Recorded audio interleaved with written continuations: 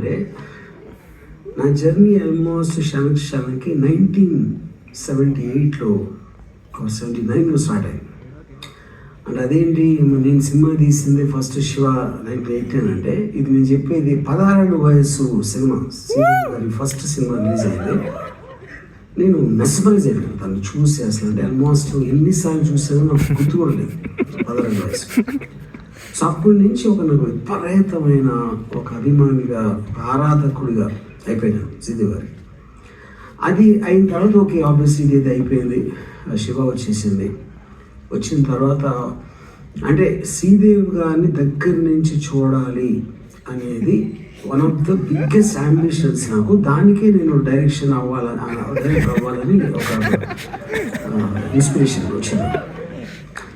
అప్పుడు producer cameraman Gopal Reddy గారు ఇట్లా శ్రీదేవి డేట్స్ నేను సంపాదించగలుగుతాను, చేస్తావా అంటే, చేస్తావా అని అలాంటి అవకాశం వస్తే ఏమన్నా ఏదైనా చేసేస్తానని దాంట్లో అలా స్టార్టింగ్ నేను వన్స్ ఆవిడని కలిసిన తర్వాత నాకు ఏమనిపించిందంటే, ఫస్ట్ ఇప్పుడు ఒక సినిమా తీయటానికి ఒక కథ ఉంది.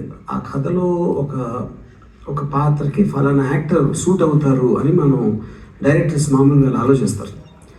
నేనేంటంటే క్షణక్షణం అనేది శ్రీదేవి గారికి ఒక ప్రేమ లేఖలాగా డిజైన్ చేశాను. అంటే ఆవిడని అంతకుముందు ఎవ్వరూ చూపించిన విధంగా ఏ డైరెక్టర్ కానీ, ఆవిడ పర్ఫార్మెన్స్ కానీ, ఆవిడ క్యారెక్టరైజేషన్ కానీ, ఆవిడ్ని మెప్పించడానికి ఉన్న ఏకైక ఆబ్జెక్ట్ నాకు అది ఆ సినిమా.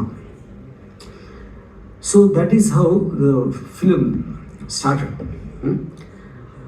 దాని తర్వాత ఆబ్వియస్గా ఒక అడ్వెంచరస్ కైండ్ ఆఫ్ ఒక రామ్ కామ్ మిక్స్డ్ విత్ ఒక చిన్న హ్యూమరస్ టచ్ ఉన్న, అంటే ఎస్పెషల్లీ ఆవిడ క్యారెక్టర్లో చేసింది. That is how it happened. So నా మెమరీస్ క్షణకి అంటే అఫ్కోర్స్ ప్రతి సినిమా అనేది మీరు ఆల్రెడీ చూశారు. నాకేంటంటే నేను మరపురాని నాకు సినిమాలో దృశ్యాలు కన్నా సినిమా తీస్తున్నప్పుడు అయిన కొన్ని పాయింట్స్ నాకు విపరీతంగా గుర్తున్నాయి. అది ఇప్పుడు ఒక ముదుమలై ఫారెస్ట్లో శ్రీదేవి గారికి ఒక ఇన్సెక్ట్ ఏదో కుట్టింది షూటింగ్ టైంలో. సరే అది కొంచెం సెప్టిక్ అవుతుంది అంటే కొంచెం మిడ్ థై దగ్గర జరిగింది. సో నేను ఆవిడ ఈ రిసార్ట్లో, ముదుమలై ఫారెస్ట్ రిసార్ట్లో ఉన్నప్పుడు ఏదో అసలు అంటే ఇప్పుడు దానికి ఏం చేయలేవు, డాక్టర్ అనేవాడు లేడు, టౌన్ అనేది చాలా దూరం. అప్పుడు ప్రొడక్షన్ వాళ్ళు ఒక డాక్టర్ అని చెప్పి తీసుకొచ్చారు. అది దాన్ని చూస్తే ఒక కాంపౌండర్కి అసిస్టెంట్ ఉన్నాడు చూడటానికి. తను లోపలికి వచ్చి రిసార్ట్లో లాబీ హాల్లోకి శ్రీదేవిని చూడగానే అసలు స్టన్ అయిపోయాడు. అలా కళ్ళాపకుండా చూస్తున్నాడు. నేను తను శ్రీదేవి గారు అంటే ఆబ్వియస్లీ ముద్దుమల్లి అంటే టామిల్ కాబట్టి శ్రీదేవి గారు, రామ్ గారు ఇతను నిజంగా డాక్టర్ అండి. ఇప్పుడు నాకు కూడా తెలియదు కదా, నాకు ప్రొడక్షన్ వచ్చాను. సో కానీ ఆవిడ ధైర్యం చెప్పడానికి అవునండి అన్నాను. షూరా మీరు? షూర్ అంటే నేను మెడిసిన్ కదా, నాకెట్లా తెలుస్తుంది?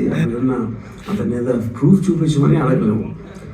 సరే అతను వచ్చి ఒక డబ్బా తెరిస్తే దాంట్లో ఒక గ్రీన్ బాటిల్, ఒక బ్లూ బాటిల్, ఒక ఆరెంజ్ బాటిల్, రకరకాల సీసాలు ఉన్నాయి. సో ఇంకా అది కూర్చుని తన శ్రీదేవి గారు ఎక్కడైతే కుట్టిందో ఆ ప్లేస్ చూసి ఆడు వణుకుతున్న చేతులతో ఒక బాటిల్ తీసాడు, గ్రీన్ బాటిల్ తీసి అదేదో చేస్తామని చేతిలో జారిపడి పైకి పోయింది. ఈసారి ఆరెంజ్ బాటిల్ తీసాడు. శ్రీదేవి గారు ఏంటో నువ్వు గ్రీన్ బాటిల్ పోతే ఆరెంజ్ బాటిల్ తీస్తే అవన్నీ ఒకటేనా, వేరు ఒకే దానికి 2 మందిలు ఎలా ఉంటాయి? ఇప్పుడు ఆవిడ అడిగిన ప్రతి ప్రశ్నకి నా దగ్గర సమాధానం లేదు. సరే మొత్తానికి ఇప్పుడు ఏం చేసేది లేక నేను ఆవిడకి ధైర్యం చెప్పి లోపల ఎక్కడో నాకు భయం, ఏంటిది ఏమన్నా అవుతుందా ఏంటి అని. నేను మళ్ళీ ప్రొడక్షన్ మేనేజర్ని బయటికి వెళ్ళి అడుగుతున్నాను. అతను లేదండి 100% ఇతను డాక్టర్కి పేరు కూడా ఉంది అది ఇది అని చెప్పాడు. సరే మొత్తానికి చేసేసారు. And actually it became well. The next day she was all right. ఇది ఒకటి నాకు చాలా గుర్తున్న ఇన్సిడెంట్. తర్వాత రెండోది అందరందే తారా తీరం పాట తీస్తున్నప్పుడు సుందర మాస్టరు ప్రభుదేవ అది జరుగుతూ ఉంటే నేను కెమెరా కట్ అవ్వగానే ఒక డాన్స్ స్టెప్ నేను ఓకేనా సోదరం మాస్టర్ 1 more అన్నాడు. సో మళ్ళీ ఎందుకు 1 more అనుకున్నా, మళ్ళీ ఓకే మళ్ళీ చేశాను. మళ్ళీ నేను ఓకే అన్నాను, మాస్టర్ 1 more అన్నాడు. అంటే నేను అసిస్టెంట్ పిలిచి ఎందుకు 1 more అంటున్నాడు మాటికి అని అడిగాను. సార్ మీరు ఏంటంటే మీరు శ్రీదేవిని చూస్తున్నారు, ఆయన వెంకటేశ్వరం చూస్తున్నాను. పాయింట్. ఎందుకంటే ఎప్పుడు ఫిలిమ్స్లో ఒక పాయింట్ ఆఫ్ ఇంట్రెస్ట్ అని ఉంటుంది. పాయింట్ ఆఫ్ ఇంట్రెస్ట్ అంటే ఈచ్ పర్సన్ వ్యూవర్కి అతను ఏది పర్టికులర్గా ఇంట్రెస్టెడో అతని చూపు ఆ ఫ్రేమ్ మీద వెళ్తూ ఉంటుంది. So that is what was happening you know. ఇప్పుడు టెక్నికల్ ఆస్పెక్ట్కి వస్తే అఫ్కోర్స్ గోపాల్ రెడ్డి గారు extraordinary cameraman. One of my most favourite shots వస్తుంది జుంబాయి సాంగ్ ముందు. అక్కడ ఒక క్రేన్ అలా వెనక్కి వెళ్తా జూమ్ ఫార్వర్డ్ ఒక వేవీ మూమెంట్ క్రియేట్ అవుతుంది శ్రీదేవి గారి క్లోజప్. అది వన్ ఆఫ్ గోపాల్ రెడ్డి గారి బెస్ట్ షార్ట్స్ నేను నా కెరియర్లో అయితే నేను పనిచేసిన అన్ని సినిమాల్లో. అండ్ ఎడిటింగ్ ఆస్పెక్ట్లో నేను ఒకటి చాలా అంటే ఒక ఎడిటింగ్లో స్క్రీన్ ప్లే ఎలా చేయొచ్చు అని. ఇప్పుడు శ్రీదేవి గారిని తరువాత రామిరెడ్డి గ్రూప్ వస్తుంది, శ్రీదేవి వెంకటేష్ని. ఇప్పుడు వీళ్ళిద్దరూ కలిసి ఒక చిన్న గుంటలో దూకేసి కనబడకుండా తప్పించుకుంటారు. అది నా కెరియర్లో నేను చేసిన అన్ని సినిమాల్లో one of the best editing things. అంటే ఏంటి పాయింట్, ఒక షార్ట్లో ఎస్టాబ్లిష్ చేసాం శ్రీదేవి వెంకటేష్ పరిగెడుతున్నారు, వెనకాల నుంచి రామిరెడ్డి గారు వస్తున్నారు, అది కూడా ఎస్టాబ్లిష్ చేసాం. ఒక పర్టికులర్ టైంలో మిడ్ క్లోజప్లో శ్రీదేవి గారు కెవ్వు నడిచి కిందకి వెళ్ళిపోతారు ఇద్దరు వెంకటేష్ గారు. మనకి ఏమీ అర్థం కాదు. రామిరెడ్డి పరిగెత్తుకు వస్తున్నాడు, వచ్చి ఒక చోట ఆగి ఇటు అటు చూస్తున్నాడు, అంటే కనపట్లేదని అర్థమైంది. ఇప్పుడు ఏమైపోయారా కిందకి ఎలా అయిపోయారు ఫ్రేమ్ నుంచి అని ఆలోచిస్తున్న టైంలో మళ్ళీ శ్రీదేవి క్లోజప్ కట్ చేసి తను ఏదో చూసి గబుక్కునే నడుస్తుంది. ఆ వెంకటేష్ నోరు నొక్కేసి ఇలా చెయ్యి ముందుకు తెచ్చేటప్పటికి టాప్ యాంగిల్ కట్ చేస్తే వాళ్ళు ఒక గొంట్లో కింద ఉన్నారు, వీళ్ళు కనిపించకుండా ఆ బ్యాగ్ కొంచెం ముందు బ్యాగ్ మెల్లగా వెనక్కి అవుతాడు. సో దీంట్లో ఎడిటింగ్ ఇదేంటంటే ఫస్టే నేను ఒకవేళ చూపించుంటే ఆ కింద గొంట్లో పడ్డారు, ఈ మొత్తం డ్రామా అంతా పోతుంది.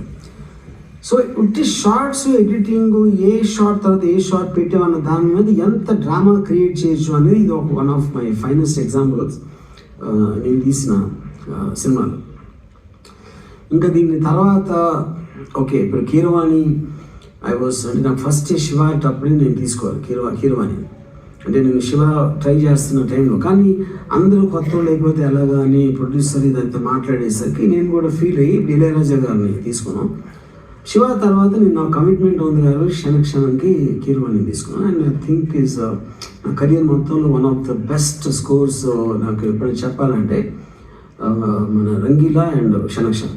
Keeravani every song what is done I think it's masterpiece. Of course the background music also. And అప్పుడు ఆ టైంలో వెంకటేష్ అంటే హీరోలు అంటే ఇప్పుడు నేను మెయిన్గా శ్రీదేవి గారి కోసం చేశాను కాబట్టి ఆల్మోస్ట్ ఆ టైంలో హీరో క్యారెక్టరే 30-40 minutes వరకు రాడు. అంటే ఆ టైంలో అన్హర్డ్ ఆఫ్ అది. నేనేమో నా మైండ్లో శ్రీదేవి హీరో అనుకున్నాను కాబట్టి ఆ డీలే అలా జరిగింది. But Venkatesh was also done fantastic. Especially last షాట్లో వాళ్ళిద్దరు ట్రైన్ దగ్గర నుంచి ఆ ట్రైన్ సీక్వెన్స్ అయిపోయిన తర్వాత చాలా వెరీ సటిల్ లవ్ స్టోరీ మొదలవబోతుంది అని ఒక చిన్న టచ్ తోటి ఎండ్ చేసాను. So these are my memories of Kshanakshanam. And of course ఆ ట్రైన్ సీక్వెన్స్ దానికి ఉన్న ఎంత డీటెయిల్గా ప్లాన్ చేసాం అక్కడ. దాంట్లో ఒక చిన్న అనెక్డోట్ ఏంటంటే నేను నంద్యాల అనే చోట తీస్తున్నామండి అని చెప్పాను. శ్రీదేవి గారు మదర్ ఉన్నారు.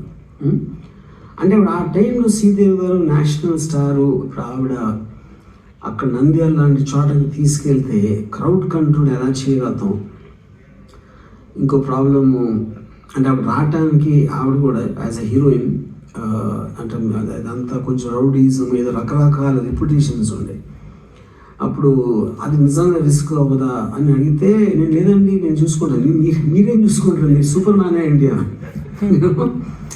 అప్పుడు మేము ఏం చేసామంటే నేను హైదరాబాద్లో ఒక 20 మంది రౌడీలను గ్యాదర్ చేసి శ్రీదేవి గారి పర్సనల్ బాడీ గార్డ్స్గా పెట్టి అక్కడి నుంచి ఒక మళ్ళీ నంద్యాలలో state reserve police political influence అంతా ఉపయోగించి వాళ్ళు ఒక 50 మంది ఆల్మోస్ట్ శ్రీదేవి గారికి 70 to 80 పీపుల్ ఉండేవారు సెక్యూరిటీ. అక్కడ చేస్తున్నప్పుడు నేను వెంకటేష్ ఒక కాటేజ్లో ఉండేవాను, శ్రీదేవి గారు ఒక 500,000 yards ఇంకో కాటేజ్లో. ఇప్పుడు రాత్రి అంతా ఒక 10,000 మంది శ్రీదేవి గారి బంగ్లా చుట్టూ, అదే రిసార్ట్ బంగ్లా చుట్టూ ఉండేవారు. ఉట్టి ఇల్లుని చూస్తూ ఉండేవారు అంతే. అంటే ఒక స్టార్ క్రేజ్ అనేది first time and last time నేను చూసింది అప్పుడే.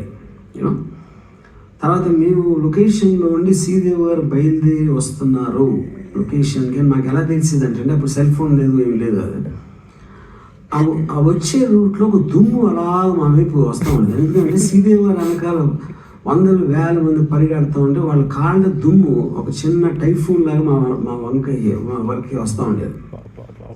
So that is the kind of a craze I saw. Train చేసి సీక్వెన్స్లో అట్లీస్ట్ ఒక 4 పోయారు ఆ టైంలో. బికాజ్ ఆ ట్రైన్లో ఎక్కేసి ఒకరినొకరు పట్టుకుని చూడటానికి వచ్చి కింద పడిపోయి లేకపోతే ఎలక్ట్రిక్ వైర్ తగిలి ఇలాంటివన్నీ జరిగాయి. So these are some of the things I wanted to share.